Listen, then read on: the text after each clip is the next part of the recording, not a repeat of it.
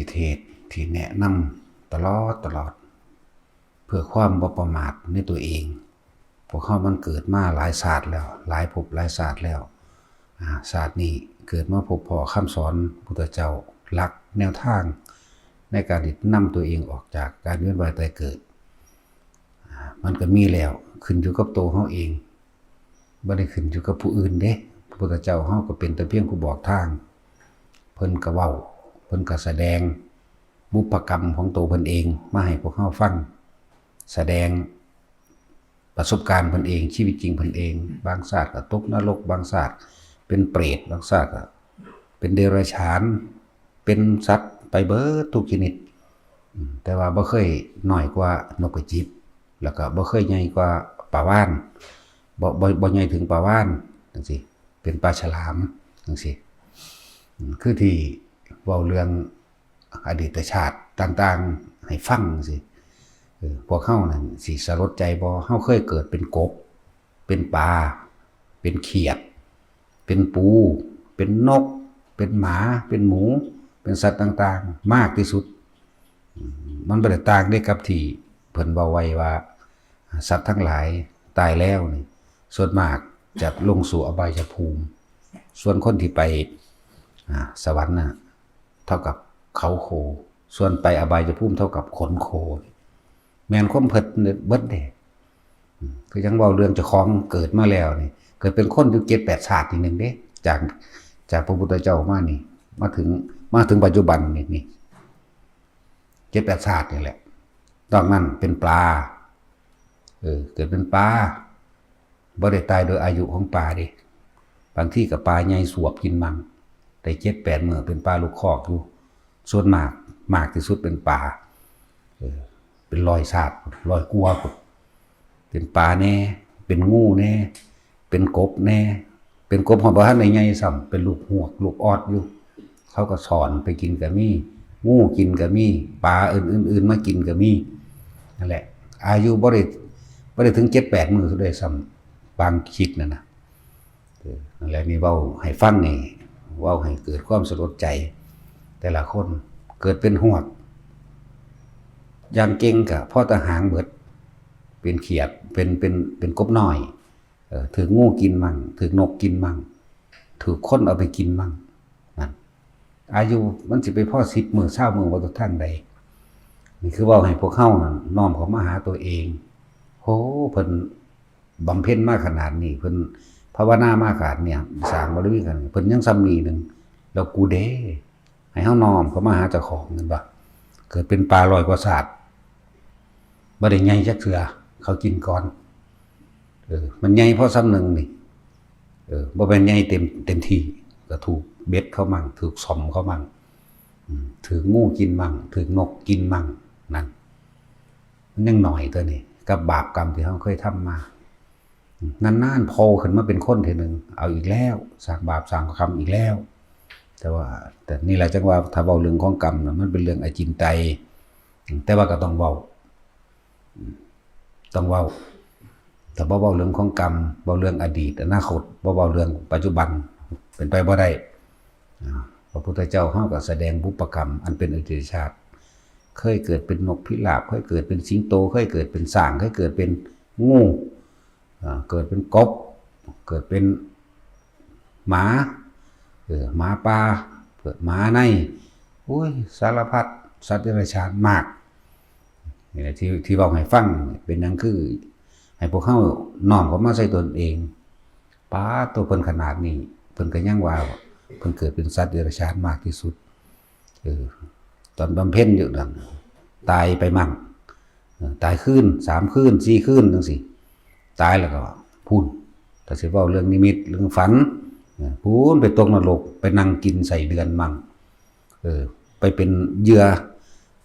คือเป็นเหยื่อเขียดไปเป็นเขียดที่เฮาเคยเอาเขียดไปใส่เบ็ดเกาะปากมันแล้วเบิ่งปลาใหญ่มากดิ้นตายนั่นคือตอนตกนรกนั่นก็ตักเท่าใดเราได้นั่นในแ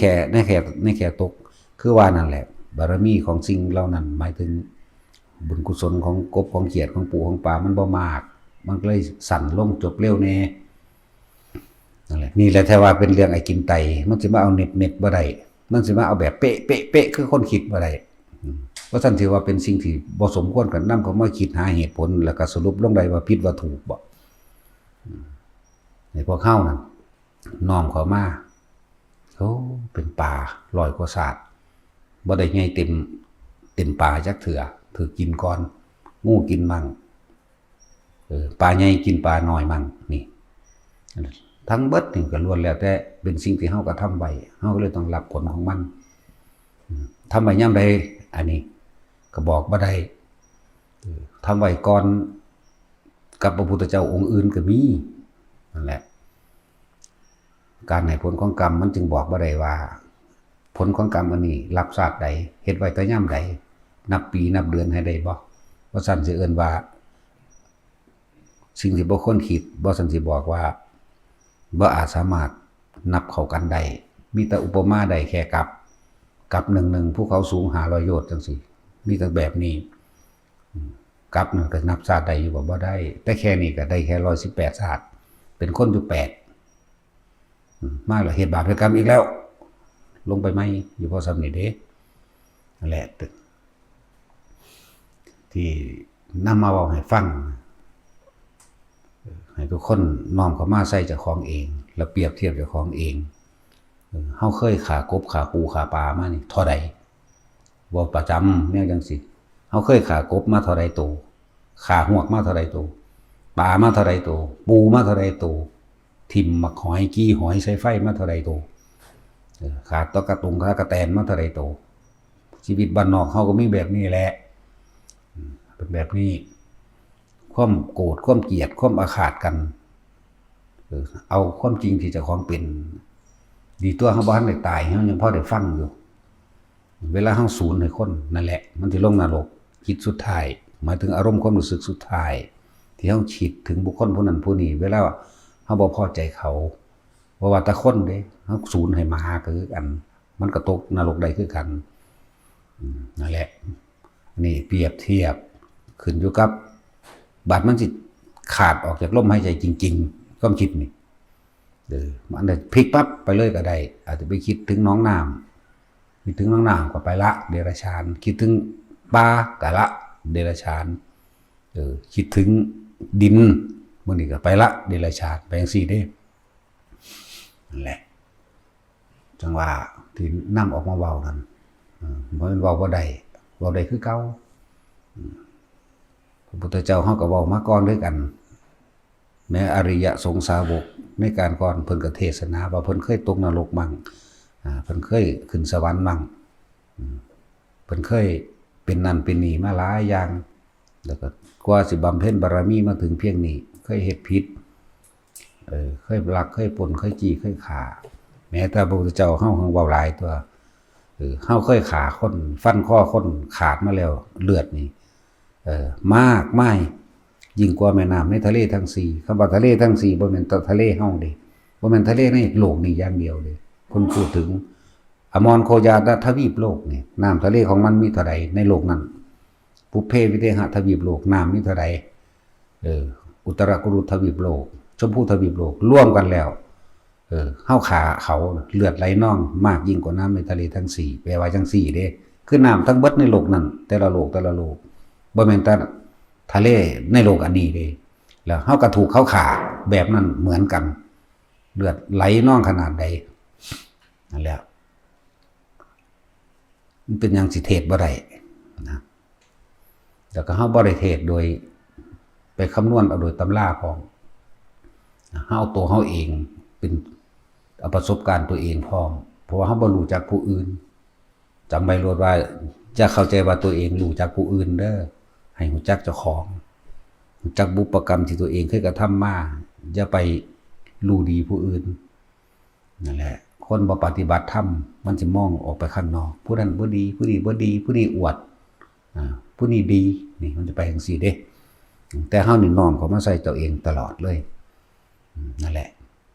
จังว่าฝึกหัดปฏิบัติไปเถอะคนที่มีฌานก็เป็นเหตุเป็นปัจจัยให้เกิดญาณแปลว่ายังรู้แปลว่ารู้คนมีฌานเพ่งในอารมณ์เป็นหนึ่งแล้ว1 2 3 4 5 6 7 8ได้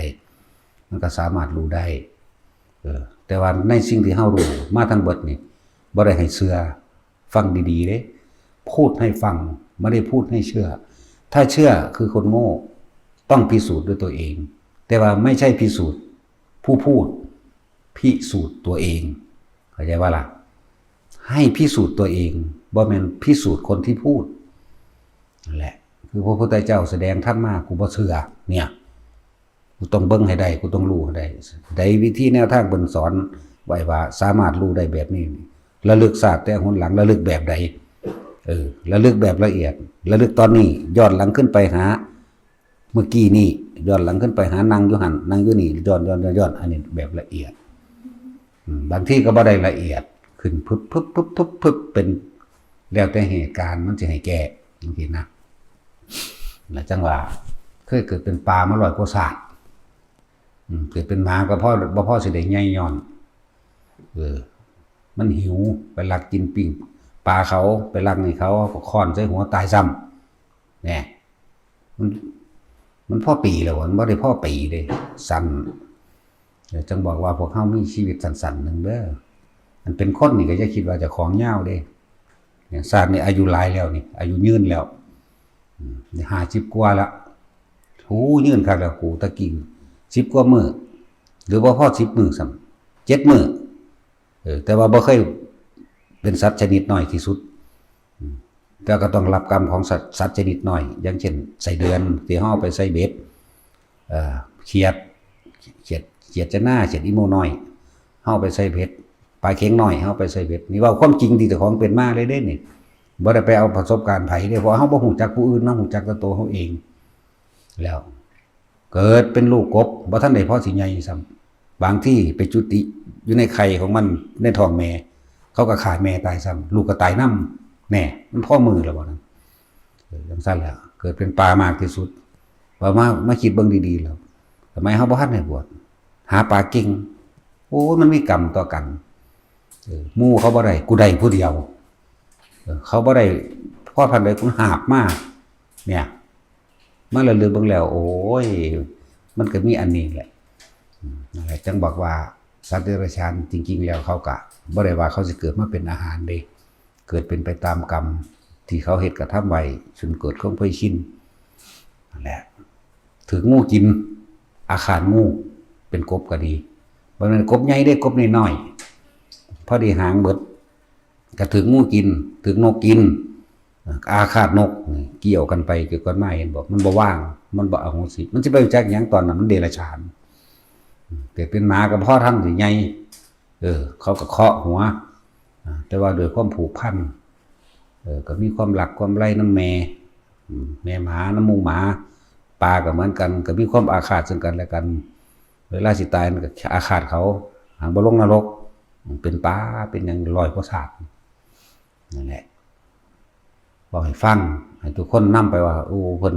พิ่นขนาดนี้แล้วกูเด้กูท่านได้ฮู้จักหยังบ่จักหยังก็สร้างบัดเฮาสิใส่กรรมให้เบิดบ่เป็นแต่เฮาสิเว้าเรื่องกำเนิดของเฮาเองก็ยังบอกแล้วว่าหาเท่าใดก็บ่สุดเห็นโพดแต่ว่าบ่สุดมันไกลเกินต้องถอยขึ้นมากลับขึ้นมาอยู่ในปัจจุบันนี่ทีนี้ผู้ใดสิสิ้นกรรมใดก็ต้องอาศัยการหยุดคิดนะคนโบราณที่เพิ่นเขียนไว้ว่าจะใช้เป็นปริศนาธรรมเพิ่นเขียนคำว่าจิเจรุนิยัดใส่ปากคนตายไว้เพิ่นเฮาก็มาแปลปริศนาธรรม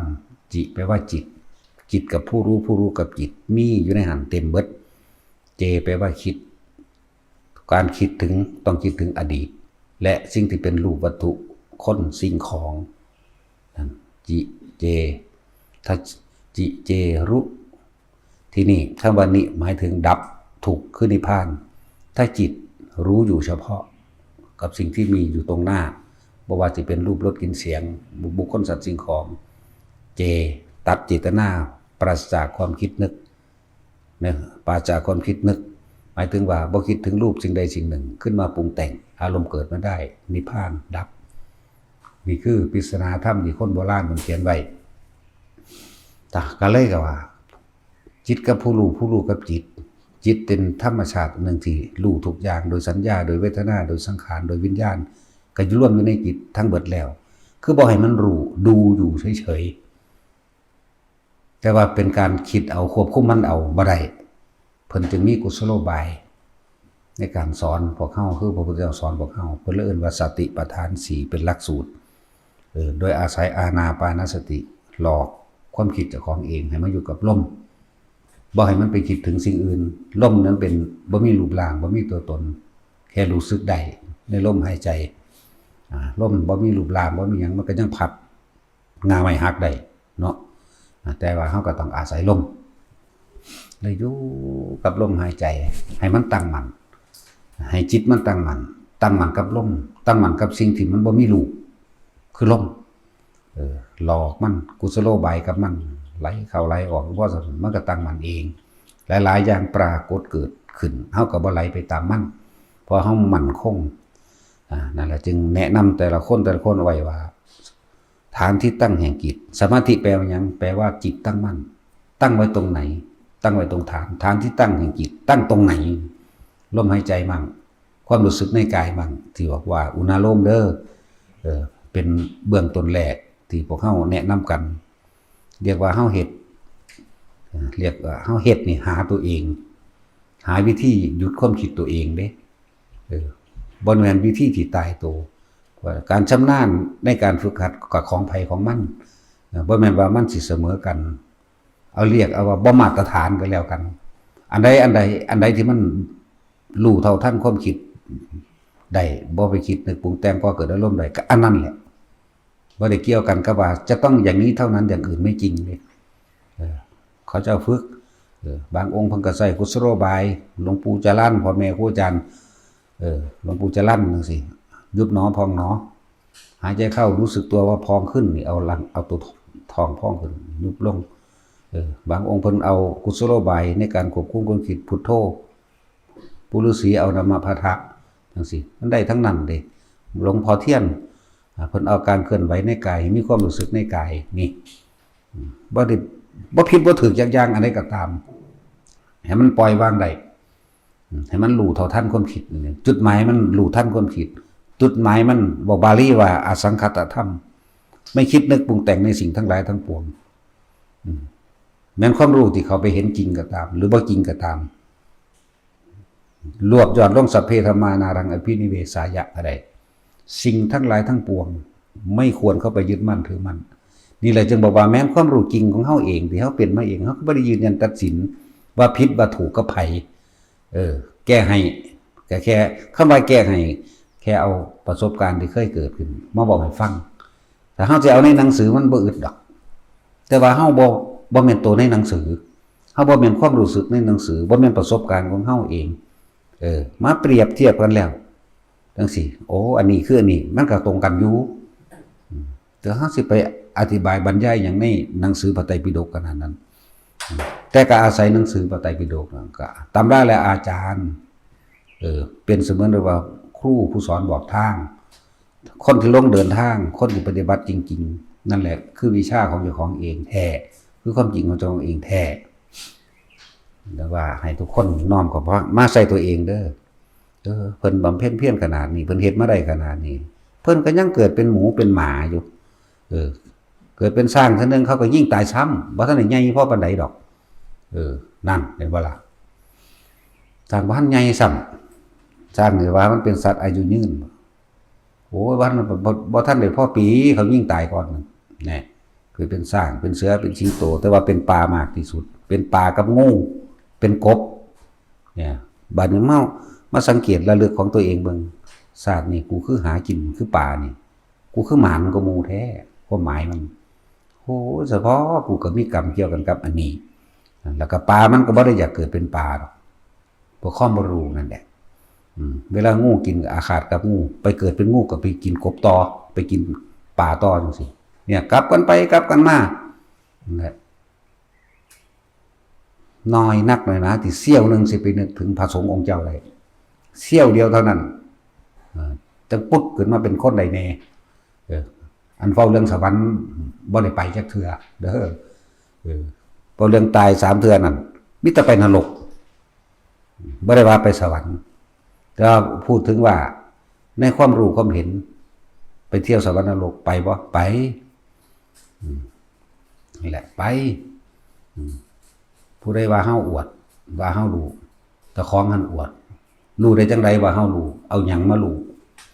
นี่ต่างหากสิแก้พระผู้ใดสิมาตั้งอธิกรณ์มาเขาสิตั้งเพิ่นขึ้นสั่งรู้จังไดว่าเฮาบ่รู้เจ้าหันอวดว่ารู้ว่าเฮาเขาบ่ได้รู้ผู้อื่นเฮารู้แต่เจ้าของเองนั่นแหละจังหวะที่เทศบอกแต่ละคนให้น้อมมาเบิ่งเจ้าของเด้อให้น้อมมาเบิ่งเจ้าของแล้วเฮาก็บอกว่าเฮาบ่เป็นหยังอีกบ่เป็นหยังบ่เป็นพระพุทธเจ้าบ่เป็นพระอรหันต์บ่เป็นหยังกูก็บ่ฮู้ว่ากูเป็นหยัง